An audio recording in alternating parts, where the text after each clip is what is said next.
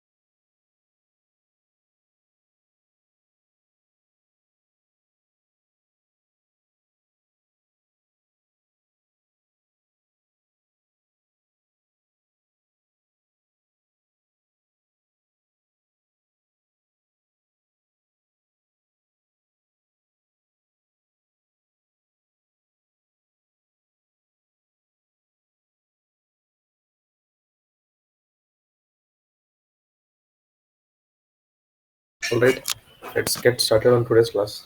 Okay, so before starting today's class, yesterday what we did is I just wanted to revise.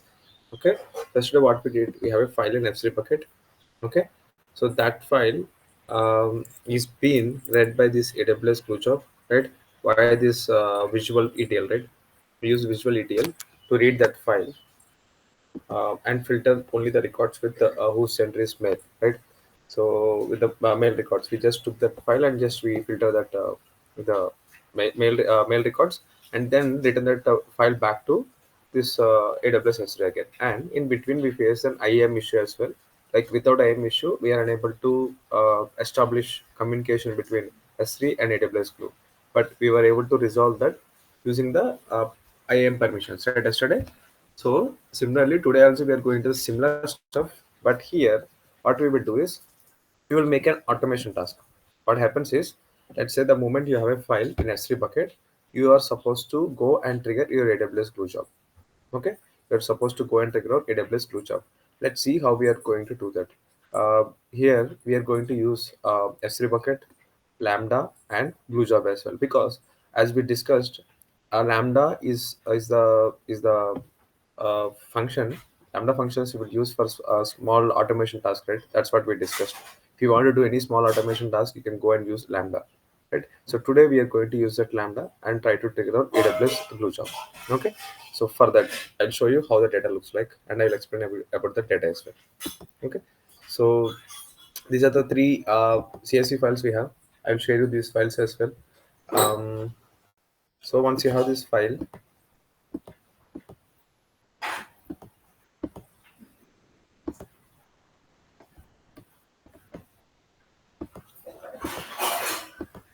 okay, so if you see, observe clearly, this is employee master data. Okay, employee master data, employee detail, employee name. I think this is the same data which we used yesterday. Okay, so employee name, gender, salary, address, all the details. Okay, all the details you have in this CSV file.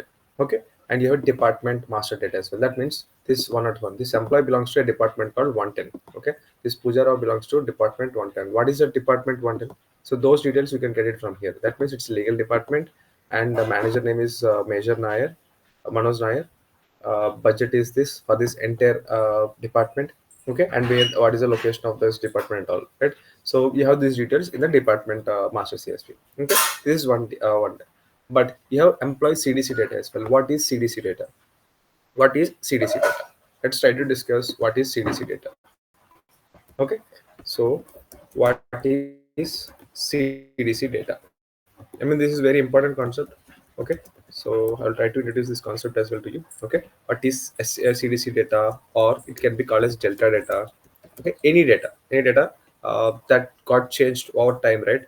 um, then we will call it as a CDC data. I'll show you a better example. Let's say there is a person, name. Okay, name, his phone number. Okay, phone number and location. Okay, location. Okay, let's think. So person name called, uh, let's say Rohit. Okay, his phone number is, let's say, 9454545 something. Okay, this is his phone number. Okay, now location. His location is Mumbai. Fine. Let's say we have Virat as well, and his phone number. Okay, this is his phone number, and his location is Delhi. Okay, these are the three, and we have, okay, these two records are fine. Okay, fine. So now this person Rohit is in Mumbai, right? In Mumbai now at present. Okay, now Rohit is in Mumbai. So this is your first look of the table. First load. At first you loaded into the table that Rohit is in Mumbai. Okay, for the first time, what did it? You loaded that, your Rohit is in Mumbai with this so and so phone number. That's what you loaded, right? At first load. But now after few years, after let's say 3 years, Rohit was transferred from Mumbai to Bangalore. Okay, Rohit came to Mumbai to Bangalore. Okay, that means this is the record, right? This is the record, right? What we should give here? So Rohit phone number, and it should be Bangalore. Okay, Bangalore, Bangalore. Okay, Rohit transferred from Bangalore. Fine, perfectly all right. But now tell me, by seeing this record, were you able to find out that what was the previous location of Rohit? Will you be able to do that? No, right?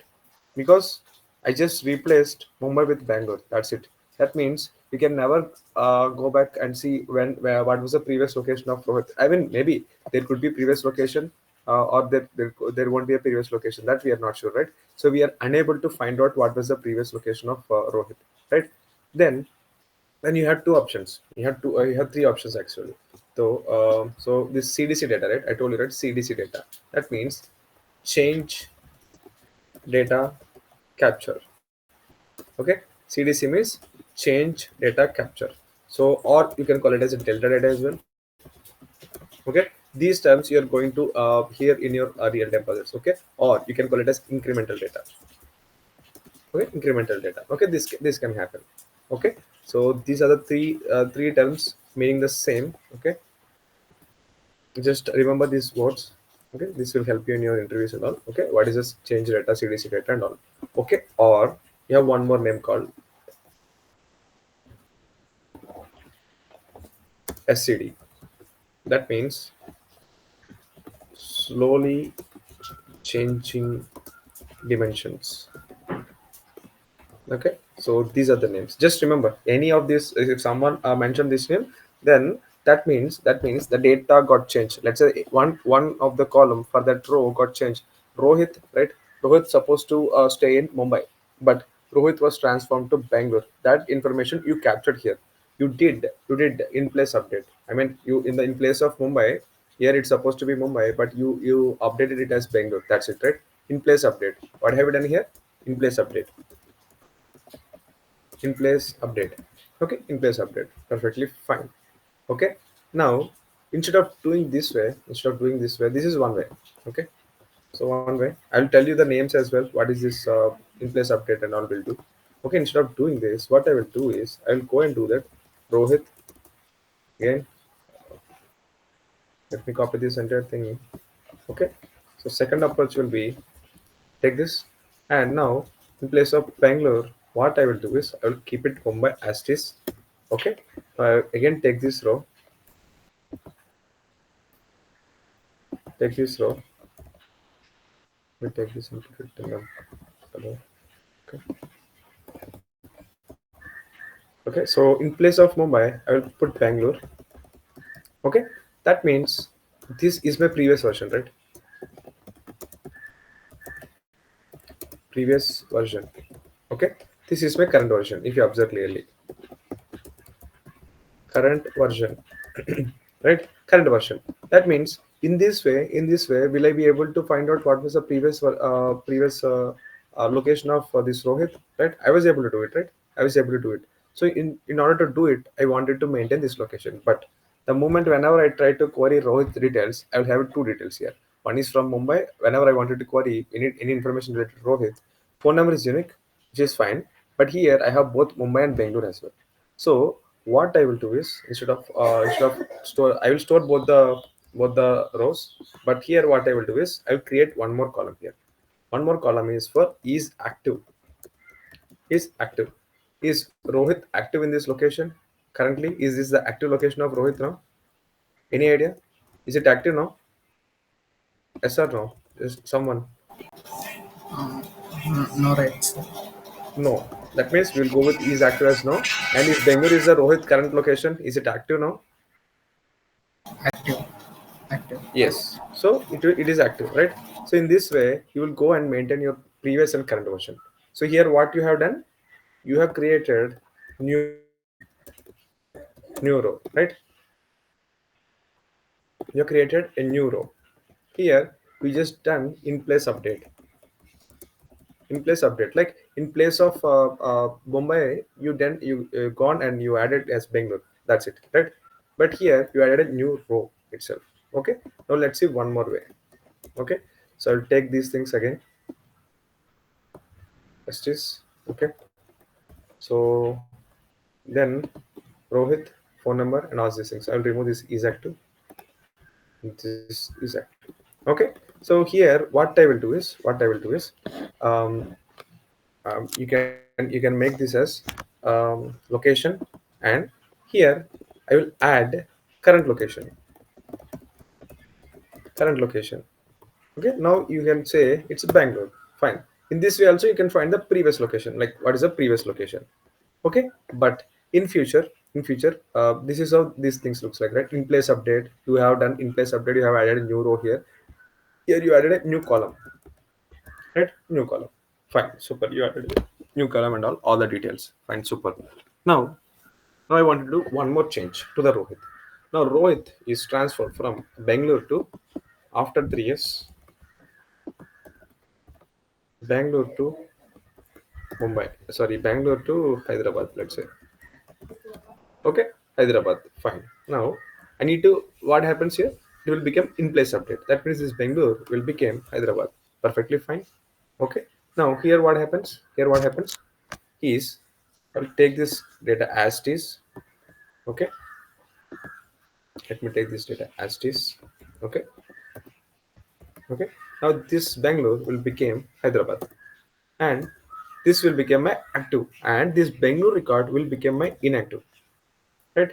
This Bangalore record will become inactive because he is no longer staying in Bangalore. He moved to Hyderabad now. Right? So that's why this Bangalore record became inactive. That means is active is no, and this Hyderabad record became active. Right? Active. Super. Now here, what happens is Mumbai is the location, but here I will go and change this current location. What's his current location now? Hyderabad. That means you can consider this location as a base location. Okay, base location, and this will be the current location. So that means this location will be, this value for this location will be always Mumbai, because at first you loaded Mumbai as his location. Then he keeps on changing his location. In future, let's say he went to some other location. Let's say UP. Then this current location will get changed. But in place of here, entire row will be created, new row will be created. Take this and update up here, and this will stay. Okay, so this will become no, and this will become the previous version, right? I hope you are getting this thing. Okay, so this will become the current version and this will become the previous version. Okay, fine, previous version, right? So similarly you will keep on adding this thing, and this Hyderabad, right, in place update you will go with the up here, that's it. So in place update. Okay, so these updates, these there are three types of ways to update this table, right? You have three options here. You have this in place update option, you have new row option, you have new column option as well. But here you can put one more column, like valid from something, valid from let me remove these things for now. Okay, so okay, valid from and valid through. Okay, so when this he is valid from, let's say it's a 2011 to 2014. Okay, till 2011 to 2014 he's in Mumbai only. Okay, and this record was active at that time. Now from 2014 to 2017 he is in Bangalore. Okay, now from 2017 to 18 to 2022 he is in Hyderabad. Now from 2023 to valid through will be in null here, because he's still in that location. He's still in UP. He is yet to change his location, so he will be still in this location. Okay, so this is how you are going to update a new row and all. Okay, so now let's see what are the names we have in the industry for this. So this we will call it as SED type 1. SED type 1. I told you now what is SED? Slowly changing dimension. Slowly changing dimension type 1. Okay, and the next one will be SED type 2. Type 2. And this one will be SED type 3. Okay, so type 3. Type 3 will be adding a new column, and type 2 will be adding a new row. Type 1 will be in place update. Okay, just remember these concepts. Okay, fine. I hope this will help. We can just go through recording again if you need more details. Okay. There's a chat. Just printing here. Maybe if possible, someone save it and share it in the group or something. Okay. Um. Okay. Fine. Now let's move on to our data. Okay. Where is our data? So here is our data. Okay. Now I have the CDC data here. CDC data means, let's see what is the CDC data. Okay. Now again, just go here. Go to the cells. I'm just putting the column width. Okay. Fine. Let's say we have three employee ID Arjun Patel. Three employee ID Arjun Patel. Okay, let's go and see what is three here. Same, three Arjun Patel, male, 52,008 Shivaji Nagar, Pune, something, something, some details. In CDC data, I told you na what is CDC data? Change in value of a column, right? Change in value of a column. So let's go and see. Arjun Patel 55,000. Arjun Patel 52,000. See, salary got updated here. That means Arjun Patel won't stay in the same salary rate. He got some promotion and his salary got increased from 52,000 to 55,000. So that's what you see here, 55,000. Same address, same location, same department ID, because he's working in the same department. Joining ID, experience, job title, all the fields remain same. But if you see here, change type, this employee is, what happened here, his salary got updated, right? Some details in this row got updated. That's why you got this change type as updated. And change timestamp, at what time this happened? It happened at 26/10/2025 9:15, right? At that time this employee's salary was updated. Okay, fine. Now let's see what is D. What is D? Let's say Pooja Rao. Okay, Pooja Rao. So 12 Pooja Rao, female, salary 0, this some details. Okay, let's go and see what is Pooja Rao. Okay, Pooja Rao. You see 12 Pooja Rao, female, 78,055. If you go and see here, Pooja Rao female, and the salary is 0 and 55 and Mumbai and all these things. But moreover, you see a change type is D. Okay, change type D means, okay, for your information, change type is equal to D, meaning deleted. That employee is no longer part of that organization. Okay, change type D means deleted. U means updated, I means inserted. Okay, let's see I as well.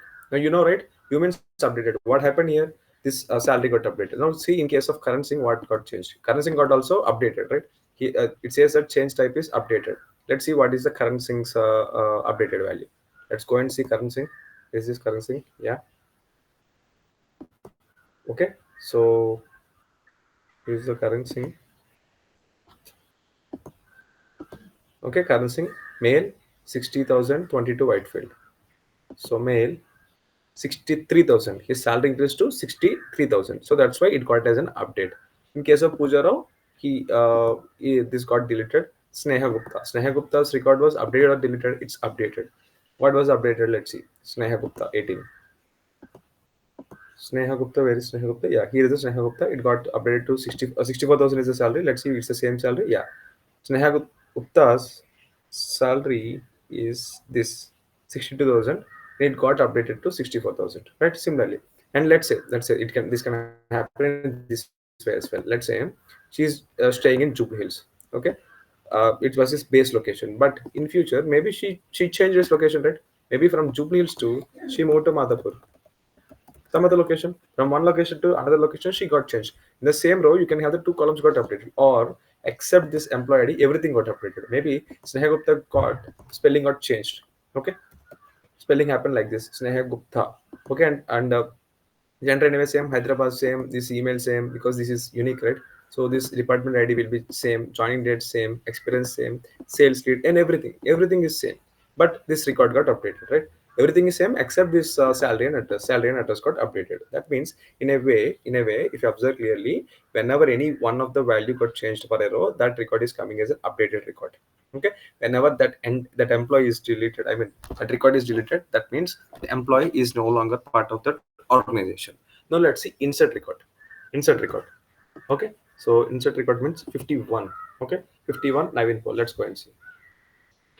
Okay, so oops, there is no 51 record. That means this employee recently joined this organization, right? This is a newly inserted record. You see, observe clearly, employee ID is 51, 52, 53, 50, 60. All these 10 employees are newly joined to this organization. Okay, because it happens, right? It happens in the organization, right? Employees will come and employees will go, right? These deleted employees are went from this organization to another organization. Okay, these employees, right? These 51 to 60, these employees just recently joined this organization. Okay, so that's how CDC data looks like. Okay, now we will try to read this data.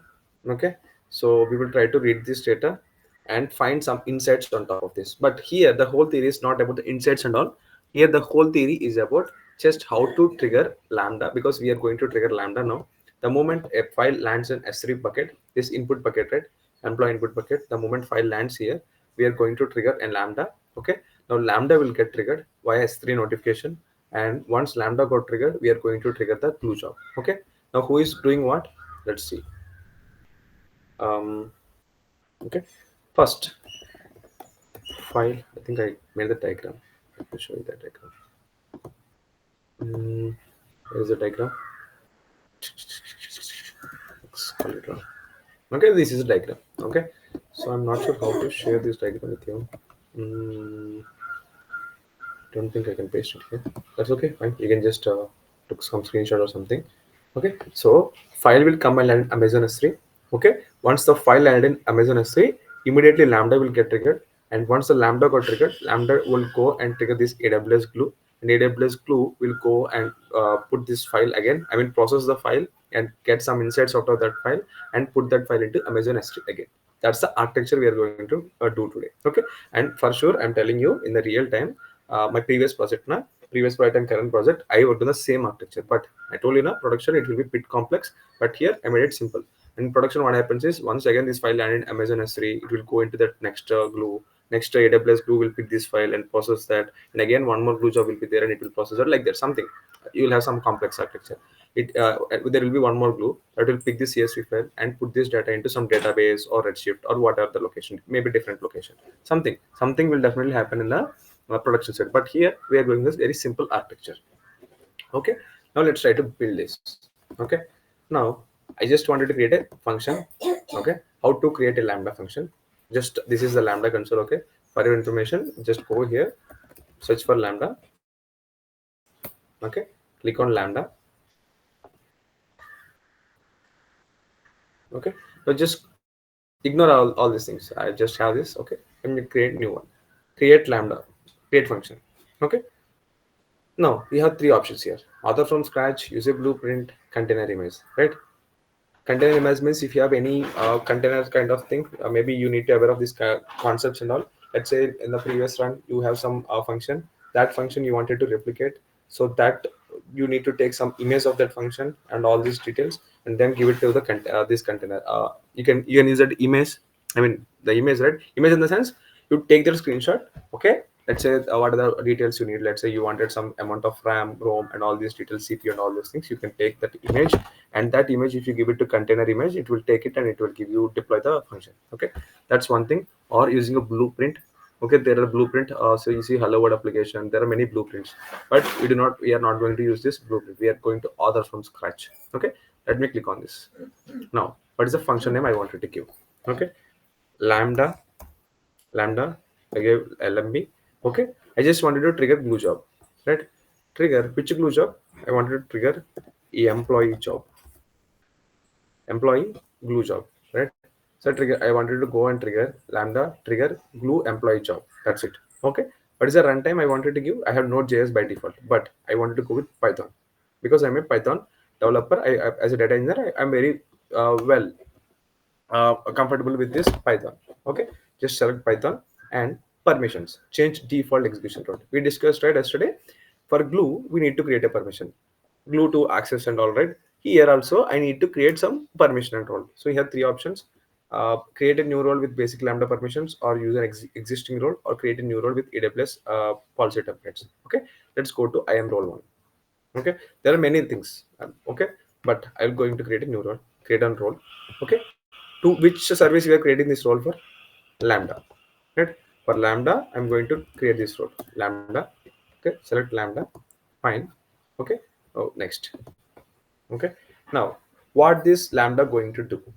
First thing, it needs to go and read. I mean, the moment data lands in s3, this s3 is supposed to inform lambda, and lambda is supposed to go and trigger the aws glue job. Okay, now I'm not giving any permission related to s3. Okay, I'm just trying to do what this lambda is going to do. Someone will notify this lambda. Let's say someone will come and tell lambda that, hey, there is a new file, just go and trigger the glue job. That's it. Now this lambda will go and trigger the glue job. That means the lambda needs permission to trigger a glue job. Okay, let's search for the permission of glue job. Okay, so what are the permissions here? We have many things here. We have many things here. Out of this I already know that this glue service role has the permission, because here lambda needs to go and start the job, right? Start the job. Does this glue service role has that role? It has list bucket, get bucket, describe, this. I do not have a start job run here. Okay, but let me see these permissions and all. Okay, we do not have ec2, we have ec2 permission here. We have create log group. This no, do not have the permission which I'm looking for, because what this lambda needs to do, it needs to go and trigger the job, right? But I do not have that. Okay, let me come back. Okay, here instead of doing this, I'll try to create custom trust policy. That means I can just go and add it here, or the policies I need. Okay, maybe like how to add these conditions. Principal, what is the principal, what is the action? For now it will be assume role, because this is we are creating for lambda to assume this role, right? Now this role will be assumed by lambda. That's why we are creating this role, right? So that thing we can give. So if you have that knowledge, you can go and build it. Otherwise you'll always prefer this aws service from aws or service side only. Service side, ask lambda to assume this role. So we are asking this service or use case is lambda. Let's go next. Okay, we have this admin access and many access. Let's try to search for this glue again, and let's see what are the other access we have. So if you have session role, this role, I know that these access are not going to work, because I already know I worked with. But in your case, you will also do not know in the starting, but after working with these roles and access for some time, right, you'll get to know all these details. Okay, now what happens is I'll go and see this. Already saw this service role, right? I do not have the permission which I want. Okay, Now that's fine. Let me check for one more role, glue console access role. If you go and see here, it has redshift describe clusters. That means this lambda will go can do these things. Okay, this EC2 thing he can do, S3 thing he can do, but I'm looking for glue start job run, right? So does it have that glue start job? No, I don't think it has that now. Create. No, fine. I do not have that as well. Okay, fine. Now let's go and see. For now, what I will do is I'll give this a temporary access. Glue service role. That's it. Okay, I'll just selecting this and just giving this access. But I'll show you what I will do. Okay, see, this lambda assume role. This lambda will assume this role. Okay, this is the role we are creating for lambda. Okay, this role dot lambda dot glue trigger. Okay, this is the role I'm going to create. Now let's create a role. Okay, fine. Where is this role? Lambda glue trigger. Okay, fine. Here, what I will do is initially for namesake I just given this. I will just remove this permission now. Okay, that means by literally this role do not have any permission. But what I will do is if you have the tabs, if you observe the tabs here, right? So this is the name, this is the creation, right? This is last time create and all these things, right? Now if you go to trust relationship, you can see which service gonna go and use this. Here it is lambda can use this role. Fine. Tags, you just wanted to identify this role and all out of which project you created this. Let's say I will add this project demo something, some it's my project name. I created this. Okay, SM skills marathon. Okay, I just add this last access the revoke session on all details, you can see it here. Okay, but any active sessions you can just revoke from here. Okay, last access, when who was the last person to access this lamp role or something. So you have no details because no one has accessed it yet. Now let's go to permission. In the permission, if you see this add permission, okay, remember this add permission. Click on this add permission and you have this attach policies or create inline policies. Okay, let's go and click on this create inline policy and select a service. Which service you wanted to? I wanted to run a glue job, right? Glue service. And what is the actions? If you remember yesterday also we did the same thing. For S3 we wanted to give this bucket policy, right? Put object, right? Permission. So then we did this, right? Now I wanted to figure out what was the action I wanted to get. It should be start job run. Okay, here is my option. Well, is there a specific error? For now I haven't created my glue job yet, so for now I'll go with the all means wildcard, which is not permissible, but still I'm going with that. Okay, for demo purpose. Let's go on next. What's the policy name? Our policy will be policy. This is policy, not the role. You have a role called lambda glue dot trigger, but inside that you are creating this policy. Policy means permission. Policy. Policy means permission. What is the permission you wanted to give to this lambda? I will give I will give this policy, but before adding this, let me try to go into it here. Something. Use an existing role because I need to. I have the created a role, right? I will just going an existing role. Click on this top down menu. You see RLD lambda glue trigger. I am selecting that. Okay, just create a function. Additional configurations for this unit, advanced concept like VPC and all these things. But yeah, you just ignore those things for now. Create function. That's it. Okay, create function. Super fine. Now this is your lambda now. Okay, I created lambda with the details and all. I also created a permission, but I haven't given the permission yet. This I haven't completed this policy and all. I just created a lambda and all. That means this lambda is if you go here, this is the code section.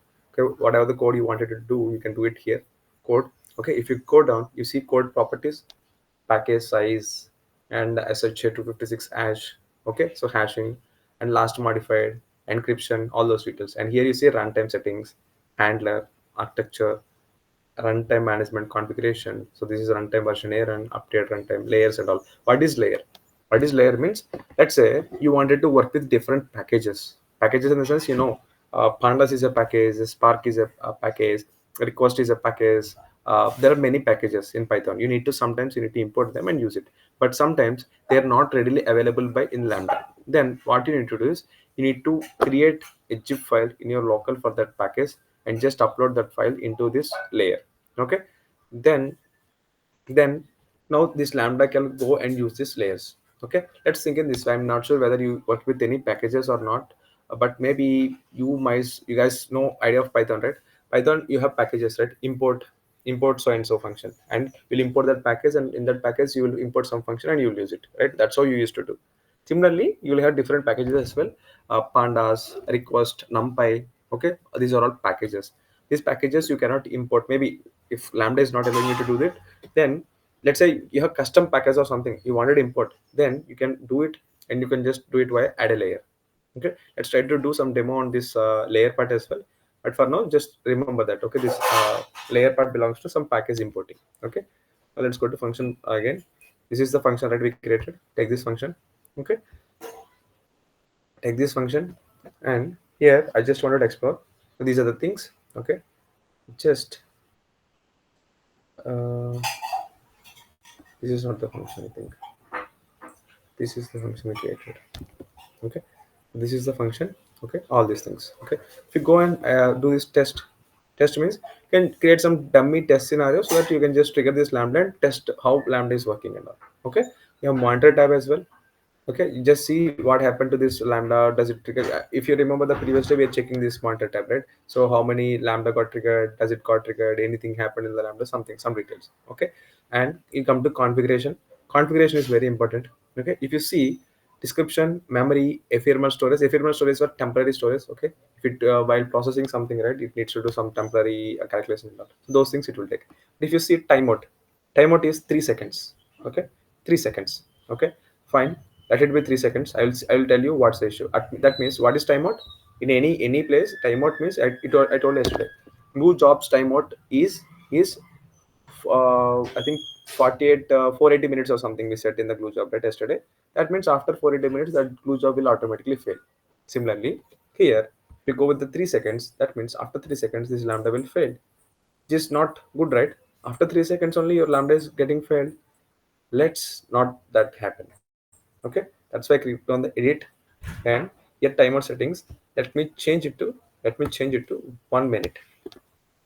1 minute. Okay, so 1 minute and 0 seconds. Fine, let's save it. Now if you go to the configuration, you see timer is 1 minute. Okay, triggers. Triggers, like which function, does any function going to trigger this lambda? Currently no, because it says 0, but you can add a trigger. Click on add a trigger, select source. Which is the source here? S3. If I put any file in S3 location, it's supposed to trigger this lambda. That's what I wanted to do. Right? What is the bucket name? This is my bucket name. Input bucket. Okay. Event times. All object create events. Okay. And prefix means folder name. Okay, do you want to give any folder name? No, I do not want to give. Suffix, do you want to give any suffix?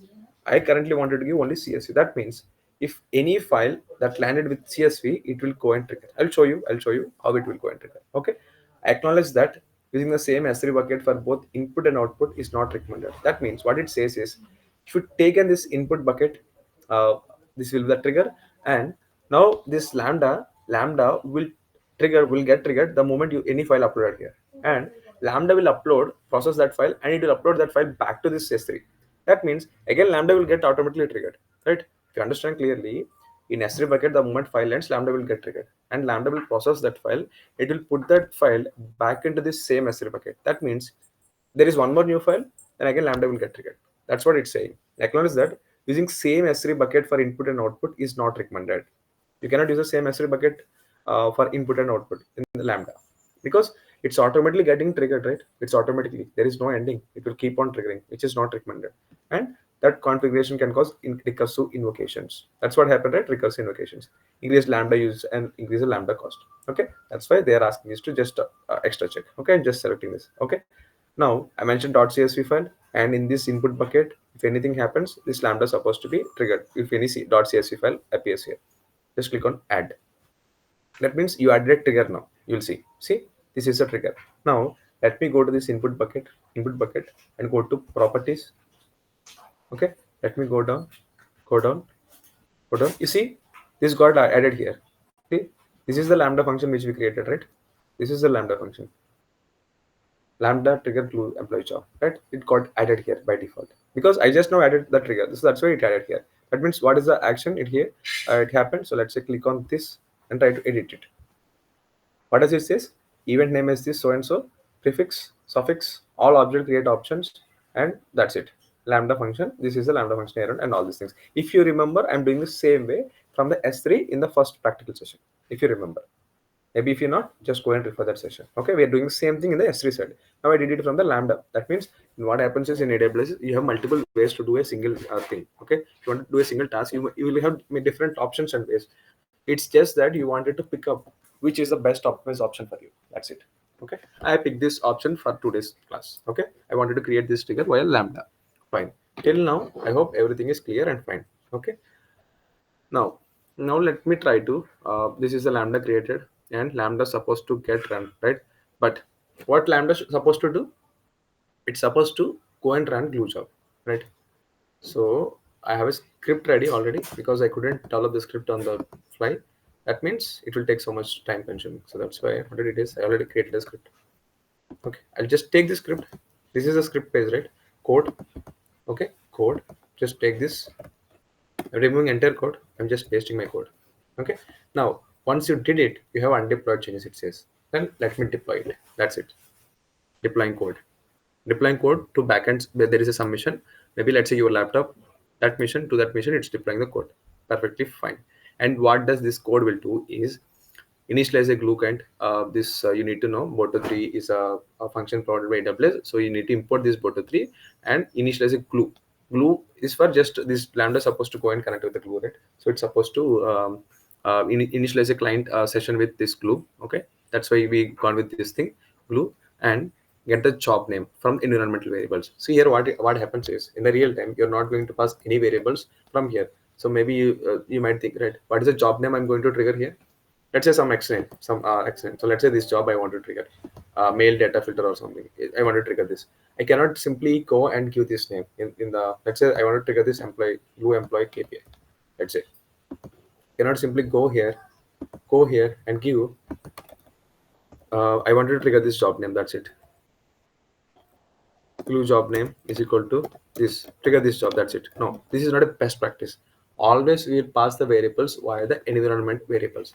How and where is this environment variables? If you go here, go to the configuration. Let me pick this name. Okay, you go to the configuration. Okay, here if you go triggers, you came till here, right? Triggers, permissions. Permissions means lambda. What are the permissions we give to lambda? Okay, it says condition equals something something. Okay, fine. Now destination. What is the destination? We have nothing here because we have a trigger. What triggers lambda we know, but what lambda will go and do we haven't yet. Okay, function URL means, let's say if you create any function URL, anyone with this function URL can access this lambda. Okay, with the required if he has the permission. Environmental variables. This is the spot I'm talking about. Environmental variables. Click on edit. Just click on add environmental variable. Just pick the key here, glue job name, and just pick the job name from here. Employee job KPI. Okay, let me take it from here. Just give the value here. That's it. Okay, save this. Now, what is the job name I gave here? Glue job name. Now I will mention that. Um, to the lambda that import OS. Import OS means operating system. This is operating system. I told you now everything is a mission. Everything will have operating system. Import operating system and OS dot environment dot get of this glue job name. Okay, if I give this job name, that's it. I'll just again deploy the changes. Okay, now that means it will pick this value from the job name. In future, if you wanted to change this job name, I need to go to this environment variables and change that name again. Okay, and it will take this job name. See what it says, get glue job name from environmental variable. This is what it does. Okay, now job arguments. What is job arguments? Job argument means if you wanted to pass any values to this job which is getting triggered now. So if you want to pass any argument to that job, you can pass it. You know now functions, you create a function. So how you will create a function? Def function some param1 comma param2. Okay, this function is expecting two parameters.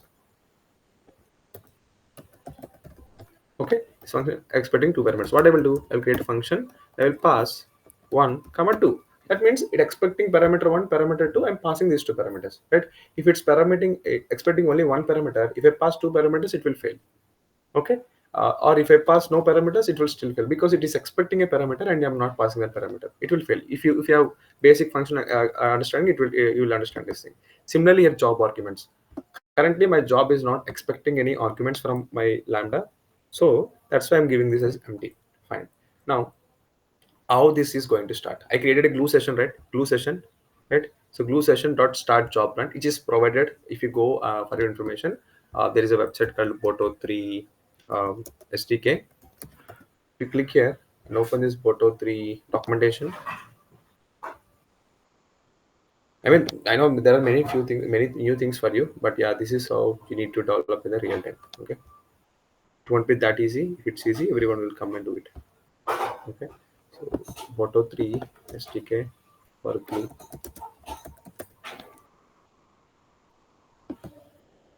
Okay, glue. Now I wanted to run a job, right? Hmm, start start workflow run job run. See, this is the function provided by this protocol. See, if you come and see here, this is the documentation. I use this glue dot client and client dot start job run. Okay, job run, what are the parameters I need to pass? Job name or job running queue enabled, job run id, arguments, allowed getting capacity, all this kind of stuff. These are the things I can pass. If you can go and read this document, you will find more details here. For now, I'm just passing the job name. Okay, job name.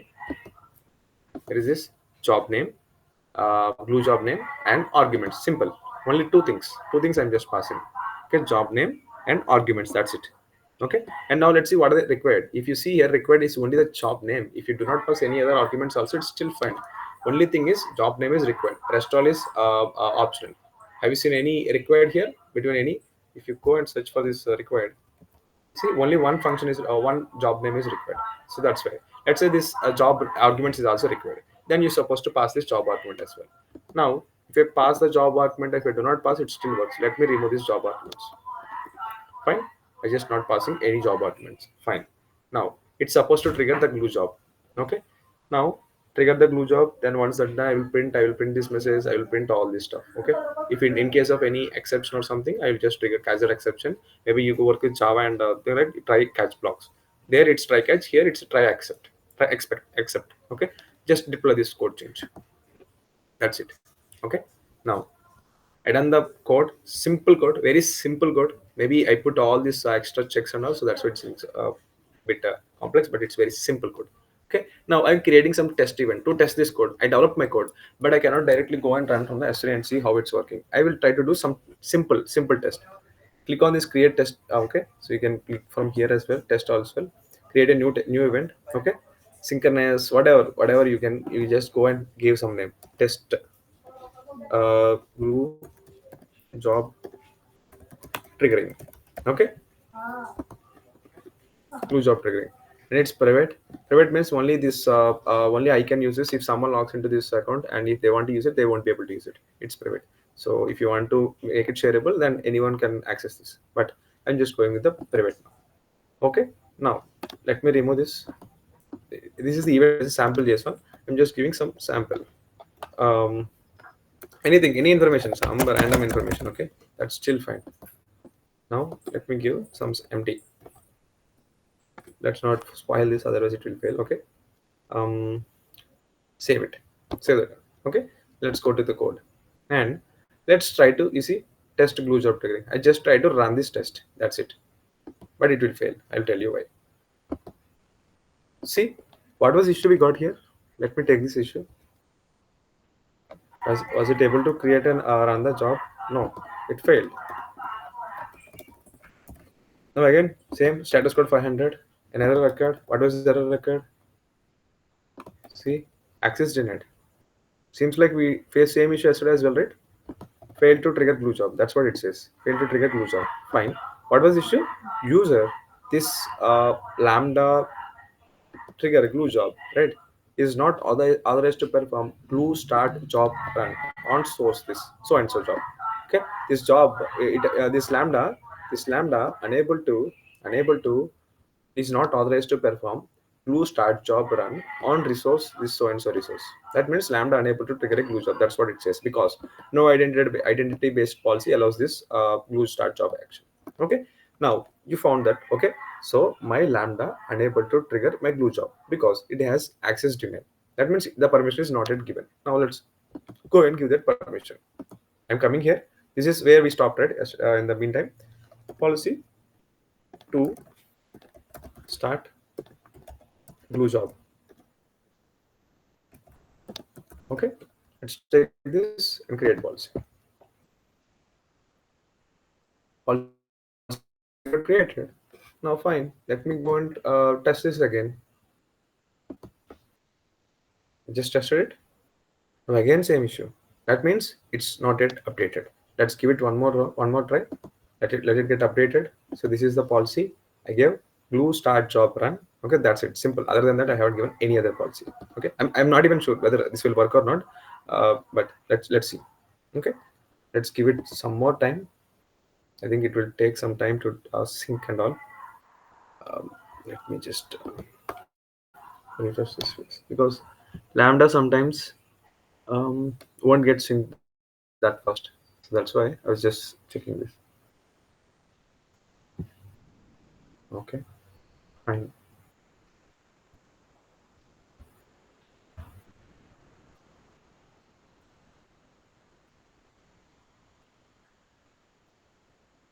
Mm, taking time. Fine. Okay. Now let's try to trigger it. Let's see. See, it was able to trigger my glue job. Let's go and quickly see what happens to my glue job. What is my glue job name? Glue and hyphen employee hyphen KPI. That's my job name, right? Let's go to the jobs quickly and see this glue employee KPI. This is the job name, right? If you go and search here, this is the job name. Glue employee KPI. Just quickly open this job and let me go to the runs. Okay, runs. If I go and see here, go and see here. See, this is running now. Understand what happened in the background? First, the glue job lambda is trying to trigger this glue job, but it got failed. It got failed because it do not have the permission. Now I gave the permission and it was able to trigger this glue job. That's what happens in the background. Okay. If without permission you cannot run. If you have the right permission, then only this communication will happen and this job will be able to run it. But anyway, this job will fail because this job do not have the files that required to run. Okay. Fine. I hope you understand what is this lambda and all. Okay. Now I want to test one more scenario. Here I mentioned now, um, if any CSV file lands in this bucket, CSV file, that's what my research, right? If any CSV file lands, it's supposed to get triggered. But let me create some dummy Parquet file. Um, Let me try to put something. Okay, so let's give dummy dot Parquet. Simple.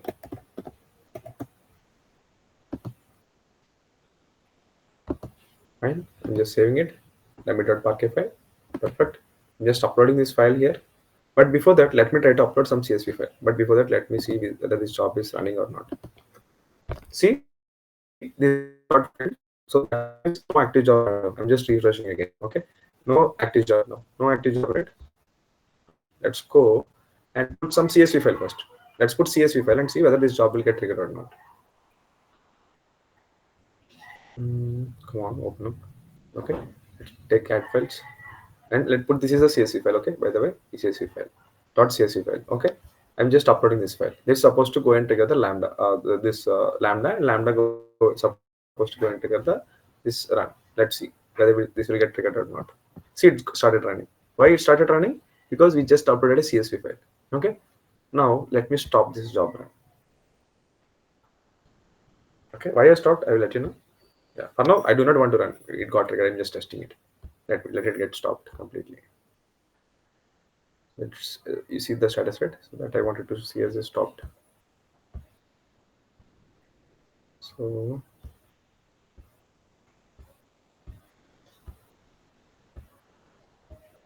mm, mm, come on, it will take some time. I think it won't get stopped that easily.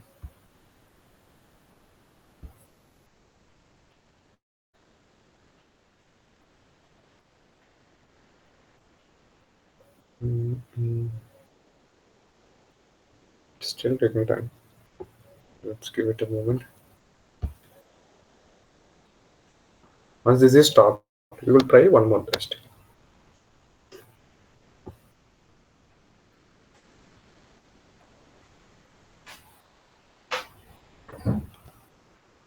Stopped. Right now, I will put I will put a Parquet file here. Will that supposed to run my job, or do you think will it run my glue job? Anyone, any answer? If I put a Parquet file in this location, does it going to trigger my glue job? Anyone, any idea? I'm just deleting the file which I uploaded now. Okay. Okay. Does anyone know? If I put a Parquet file here, what happens? Does it going to trigger Lambda and Lambda going to trigger glue? Any idea? Any answer? Lambda trigger to blue. Lambda? Trigger to blue. Lambda will trigger the glue. That's what you say. Okay, so Okay. So any other? Yeah. Any other answers? Aditi, Arun, Veda, and Anusha. Any answer? If I put a Parquet file in that S3 location, will it go and trigger the Lambda?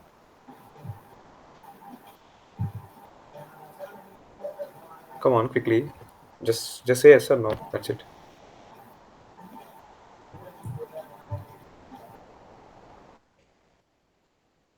Hello. Am I audible? yes, Seems yeah. But why no one is other than Karthik? Why no one is replying? Team, please be attentive. Otherwise, you're never going to learn anything. These are new concepts. You need to be attentive. At least, if you are attentive, you'll try to get some information. Then after, if you go and see this video again or some practice, then you'll understand the things. But fine. Okay, it's up to you. Now let's see what happens if I put a Parquet file into this location. Let me just upload this file. Okay, add files. I have the Parquet file, right? Where is the Parquet file? This is the Parquet file, w.parquet file, right? I just put this file here. Karthik says it will get uploaded. Let's see what happens. Okay, it got uploaded. Let's go and see.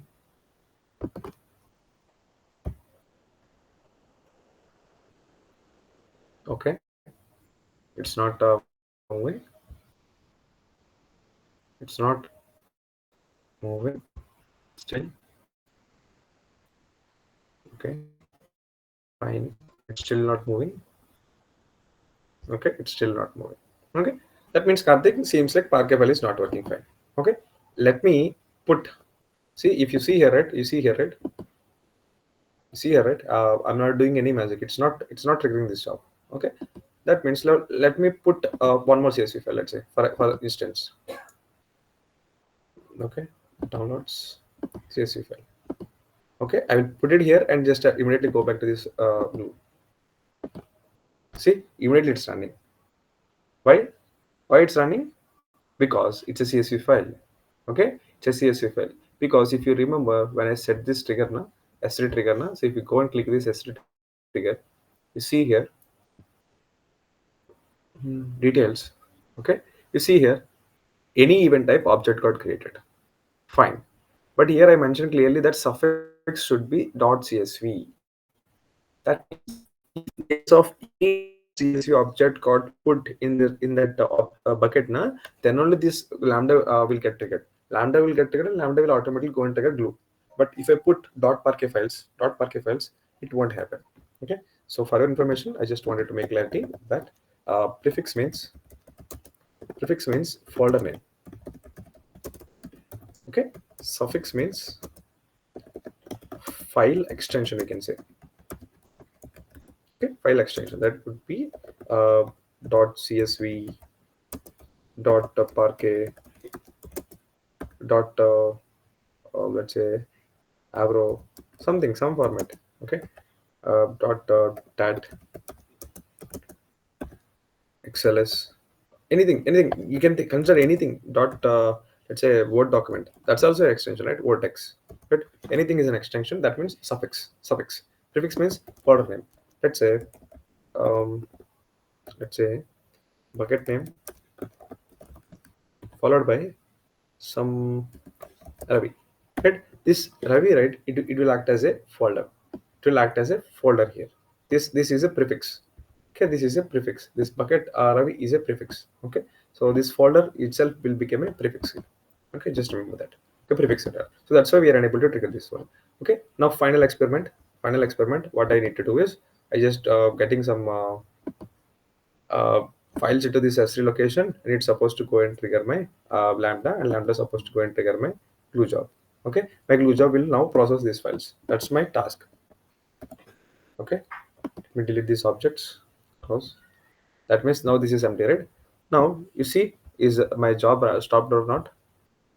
It will fail, definitely it will fail, because the issue is there are no files. This glue job is looking for some files. Okay, class path not found and all this thing stuff. Okay, by the way, what this script is going to do. Okay, uh, I will show you the script here. The same script I uploaded there. Okay, this is some import functions. Okay, this is glue context. This is the first time I remember you seeing this glue job and all, right? This is the first one.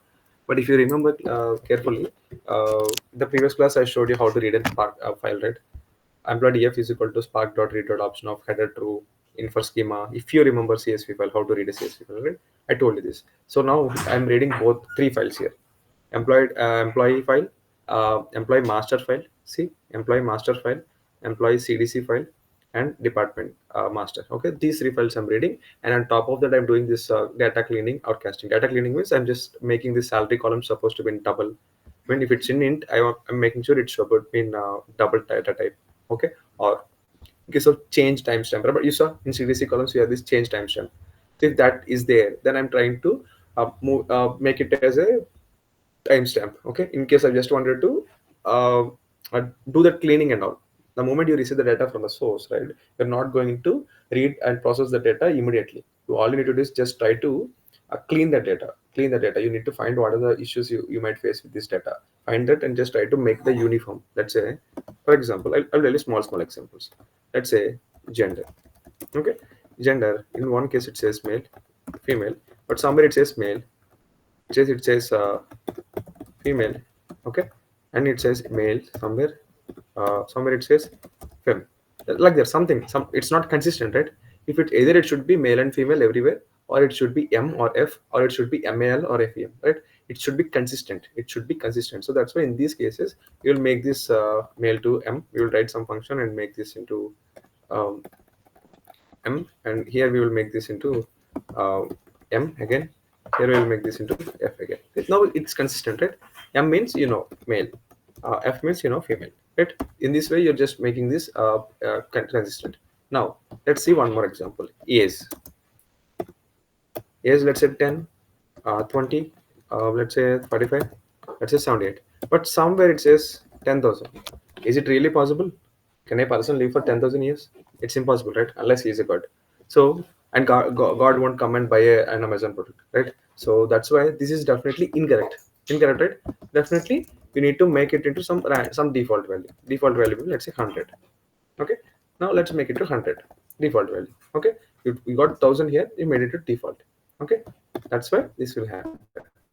Okay, yes. Okay, and let's say customer name. Okay, now let's say customer name is Ravi.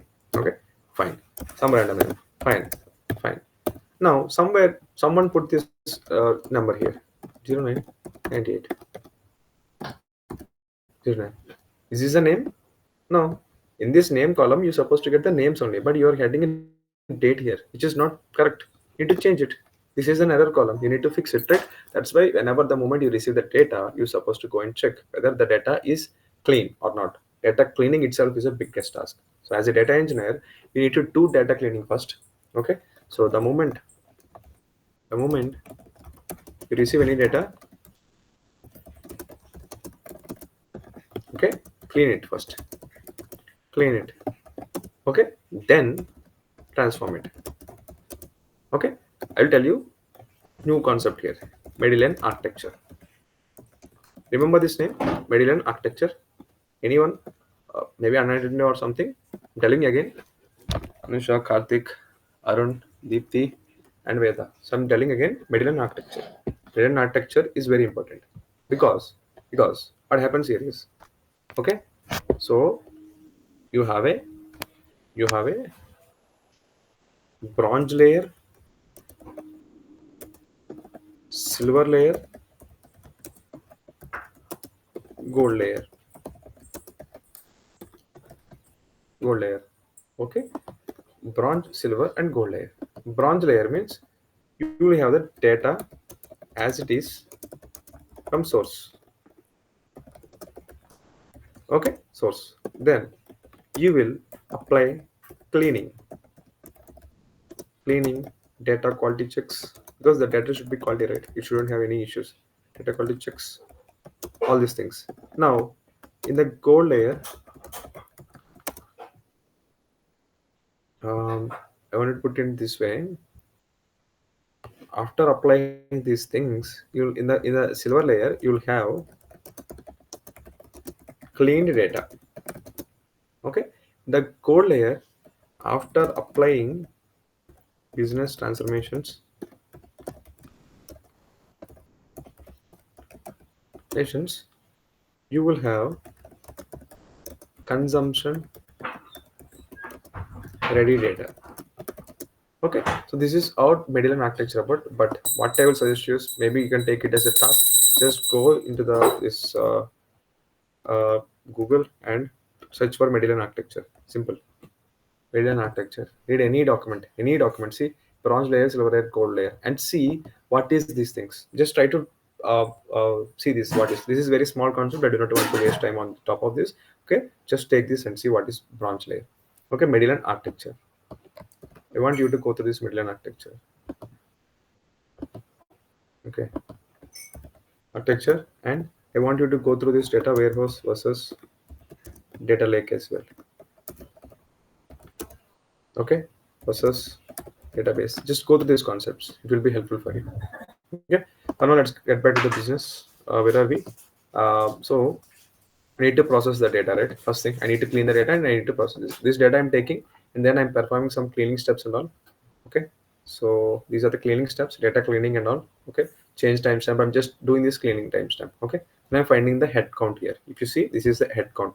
For your information, what is KPM is key performance index. That means out of this data, what are the metrics you can insights you can get. Okay, so that key performance index, and I'm finding the head count, how many number of employees, total employees I have.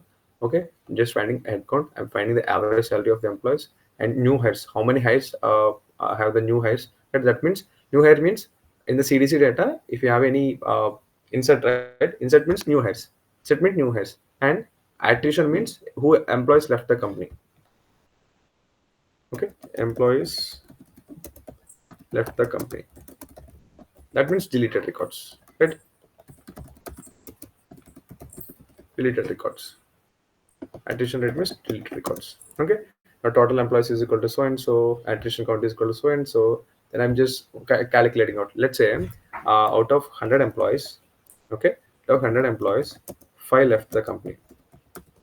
Then that means you need to find that 5 divided by 100. That means how many employees left the company? 5%. Right, that's how you need to find this employee attrition rate. Okay, then you create that who with the details and all, attrition rate and all, you will give the percentage here, attrition rate percentage. Okay, then department wise salary expense. Okay, department wise salary, you'll just go and count that how much amount of salary you're spending in the department is. Okay, salary change, I mean, you know, right, some for some people you have this salary got changed, right? Old salary is 60,000, then it becomes 62,000. Those changes, we'll use that as a salary change. Okay, how much salary it happened. Okay, and combine some like we'll take all these things and just try to create a final one data frame, so that we will put it into some S3 locations, so that business users, right, business analyst and all come and use this thing. Okay, that combining we did here, and now the output will be written into these S3 buckets. This summary DF will be written into this KPI summary. New hires, that means new people who joined this film will be put in this under new hires. Department salary expense will be put here. Okay, salary change rate will be put here. Okay, but before that, I wanted to show you which is the bucket here. I'm mentioning project employee data output bucket. Okay, this is input bucket. This is output bucket. If you go and see, do I have any bucket here? No, I do not have any bucket here or any folder here, not even anything. But here I'm trying to put under this bucket, you create a folder and create this folder KPI summary, and inside that put this data frame. That's what I'm saying. Okay, will my job will be able to do it or not? Let's see. Okay, let's go back. Let's go back to the input folder, input bucket, and upload the three files. Mm, and select the files. The CDC data, master, department master. Just open these files. That's it. Just try to upload. Okay, now quickly go to these ones. Let go into trigger now. Come on, it should be supposed to be triggered now. Just yeah, it triggered now. Okay, let's wait for some time. Whether it will run or fail. Let's see. Now what happened in the background? Maybe I'm not showing you what's happening inside Lambda, but what happens is actually will go and trigger Lambda. Lambda will go and trigger Glue. Okay. Because if you go and see in the monitor, now you will see this Lambda invocations and all. See, Lambda invocations happened. This is C, Lambda invocation. If I zoom in here now, you see Lambda invocation 1, Lambda invocation 2, invocation 3, invocation 4. That means 4 invocations happened till now. So 5, total 5 actually. Okay, 5 invocations happened till now. See, invocations. Lambda was invoked because of this CSV file. Okay, but invoked it triggered the glue job. Now this glue job is running. Let's see. It's running, still running. Let's wait for the glue job to complete. Now before that, I just wanted to show you how this output bucket will look like. See, no files, right? The output bucket, no files. It's still running. Let's see.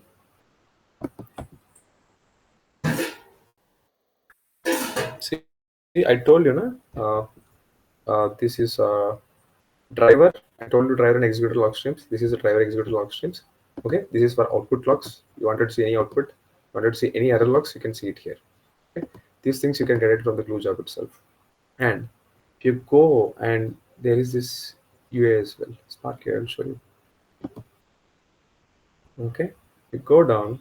If you see here, Spark UA, let me put it here. Okay. If you go and see, there is a Spark UA. Click on this Spark UA. Just give a moment. There is some error. This is okay. I think there is some error. That's why it was unable to show this. Okay, for now, that's fine. Let's give it some more time and maybe it will show. See, it started. People will ask you how you are going to do all this stuff. Okay. Let me try to open a new tab.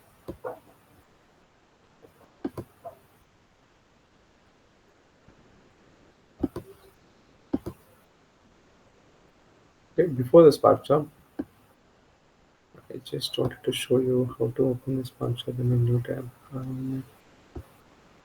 See, these many stages are created. You see here, stages, success stages, submitted, duration, description. You see, executors. You see, executor 8, 6, 7, 2, 9, 4, executors.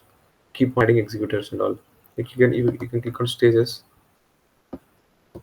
Okay, stages. You see, these are the stages created. Completed that 23 stages. Total 23 stages created here. Okay. From stage 1 to stage 23 stages are created, and it skipped how many stages? 9 stages, because I told you, na, job adaptive query will happen. It will skip few of the stages if it's not required for the processing and all. Okay, if you go and click on storage, you will see the storage and all. No storage. Okay, that means no storage is there. Environment. So Spark properties, what are the properties you said? All these things. What is the driver memory? What is the output memory? So you see, dynamic allocation. I told you dynamic allocation means it can scale up and down. Driver memory is 10 GB. Okay, driver port. What is the driver port number? So port you can see maximum executor is 9. You see here, minimum executors is 1. Okay, so all these things. Executor course is 4. That means in parallel you can run only 4 uh, into 4 into the number of executors you got. Okay, these details you can get it from here. You see, executor distance is 9. That means 9 into 4, 36. Executor memory is 10 GB. Right? So files override, all these things, you will get all the details from this part here. If you go and click on executors, you might see more details. Okay, total how many executors? Total 9 executors. 9 executors, 4 cores, and total task done by this executor one is this 10 task, and 10 total does 10 and completed all 10. Okay, it's also everyone done their part, executors and all. You can explore these things. Okay, but let's see the job complete. See, job completed now. Now by default we do not have any data now. If I refresh this data, One. You see output. Output folder automatically created. Open this. You see department salary expense. If I open this, this is the file. It got created. Now if I try to open it, it downloaded. Let me try to open it. See department wise salary expense. This this marketing has this salary, this HR has this salary, this IT has this salary, 5 lakhs 47 those something. So some numbers, at least anything. Forget about the calculation and all, but at least you will understand what happening inside that. If you go to KPI summary, it's supposed to be two files, okay? Because two files. Let me see what are inside these two files. See, there is nothing here. That means it's unable to perform this head count, average salary, attrition rate percentage, and all. So that means it failed generating this, but it created some dummy file. Okay, at least just get to know like how the files are all created. Later we will discuss more on this. Okay, hope you understand all these details. Okay, so SQL data frame you see here the Spark QA. Um, these things. Okay. So completed queries. There are 9 queries completed. It ran SQL, right? I told you, right? The background it will go and run some Spark SQLs and all. So it will run that.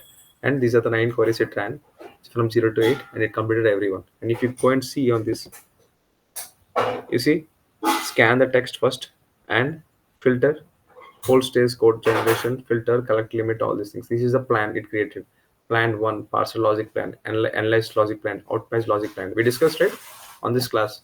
Physical plan, optimize plan, all this kind of stuff. So if you go and refer those topics, you will be good enough. Okay. So this is how you explore this and all. In the jobs, I told you, jobs equal to number of actions. That's what we discussed, right? How many jobs he created here? 22 jobs. If you see here, 22 jobs. You have a job ID as well for everyone. Okay, jobs and all. 21 jobs, and each job you can see this 22nd job. We have this only one task, right? Like that. So you can just go and explore it. But for now, I hope you understand how uploading your files into an S3 location triggered a Lambda, and how Lambda is going to trigger an Google Cloud. At least try to practice these things. I'll try to give these documents to you, both these documents. Okay, so just try to practice these things. Okay, and then let me know how things looks. Okay, just try to practice these things. Okay, that's it for today's class. Any questions, any or something, just let me know. I hope there are many things you need to understand, and there are many things, many new keywords I introduced, but that's okay, fine. You can just go and explore yourself and try to practice it. That's it. You start practicing, you'll get to know many things. We cannot spoon feed everything to you, right? So you need to go and do some research and learn it. Even in this days, no one will come and ask me, tell me everything. I need to go and research and come back with answers. Right? Similarly, get used to that. Go and research and find the answers and come back. Okay, fine. Any questions, anything so far? I know you're completely relying on this recording and all, so that you can watch this recording all at once or practice it something. That's fine. Okay. Yeah. Diti, you want to say something? No, sir. Okay. So anyone, any doubts? Otherwise, we can wind up. No doubts. Fine. Good, right? Anush and Veda. Yes, sir. Wants to watch recording again. Okay, you want to watch the recording again. Fine. But have you watched the previous recordings? Sir, now I'm not getting time till 31st, sir. After 31st, I will watch.